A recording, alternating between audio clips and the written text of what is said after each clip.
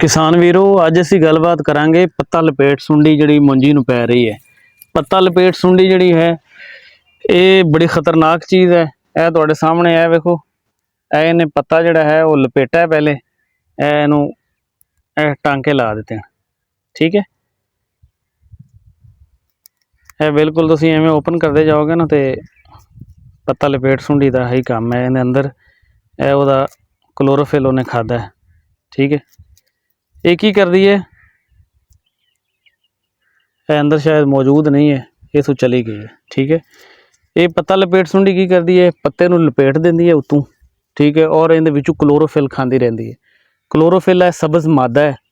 यह सबज़ मादा जिहड़ा है ये फोटोसिंथेसिस के जरिए इहदे नाल अगर ये सबज़ मादा ना होवे तो पत्ता खुराक तैयार नहीं कर सकता।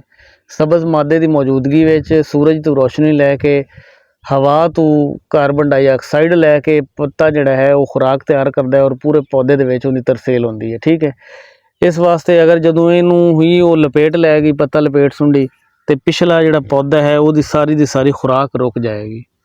इस वास्ते पत्ता लपेट सुंडी का जिहड़ा ईटी हिल है वो है 5 तो 10%। 5% पत्तियां ते 5 तो 10% के दरम्यान इनू तुसीं स्प्रे कर देना है। और स्प्रे जिहड़ा है वो बहुत सारे दोस्त रिकमेंड करते हैं लैम्डासाइहेलोथ्रीन। लैम्डासाइहेलोथ्रीन बेसिकली एक पैराथराइड ग्रुप है और अगस्त दे विच जिहड़ा अगस्त का महीना है ये हबस भी होंदी है, गर्मी भी होती है। इहदे विच बहुत सारे दोस्त कीड़े भी मौजूद होंदे हैं और उन्हां दी मिकदार ज़्यादा होंदी है। इस वास्ते अगर असी पैराथराइड का कोई भी स्प्रे करांगे, लैम्डासाइहेलोथ्रीन है या सैपरमैथरीन है या डेल्टामैथरीन है, ये स्प्रे अगर असी करांगे तो ये दोस्त कीड़े भी मर जाएंगे और वैसे भी लैमडे दे नाल इंसानी बॉडी में भी नुकसान पहुँचता है। इस वास्ते बहुत अच्छा स्प्रे है एमाडॉक्स है, एमामैक्टन तो इंडोक्साकार्ब। इन्हों दोवों का मिक्सचर जिहड़ा है ये बहुत अच्छा पत्ता लपेट सुंडी नूं जिहड़ा है कंट्रोल करता है और इन्हों का कंट्रोल भी 10 तो 15 दिन तक है।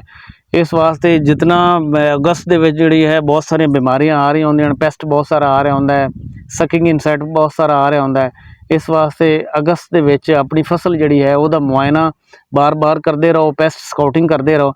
और किस दिन असी अगली वीडियो तुहानूं पेस्ट स्काउटिंग भी दसांगे कि पेस्ट स्काउटिंग की है। इस वास्ते जनाब सावधान रहो तो अपनी जिहड़ी पत्ता लपेट जिहड़ी है ये बड़ी तेज़ी नाल फैलदी है और अगर इहदा कंट्रोल ना टाइम ते कीता जाए तो ये जनाबे अली बहुत सारा नुकसान पहुँचा लैंदी है। ठीक है, एमाडॉक्स नूं तुसीं कर सकते हो, उस तो इलावा टैट्रा नीलीप्रोल भी कर सकते हो और उस तो इलावा फिरोनिल भी कर सकते हो और 2-3 और भी ज़हर हैं जिहड़ियां तुसीं इहदे वास्ते इस्तेमाल कर सकते हो, जिहड़ियां कि सिर्फ और सिर्फ पत्ता लपेट नूं और दूसरे जितने भी इंसैक्ट हैं उन्होंने ख़त्म कर देगी।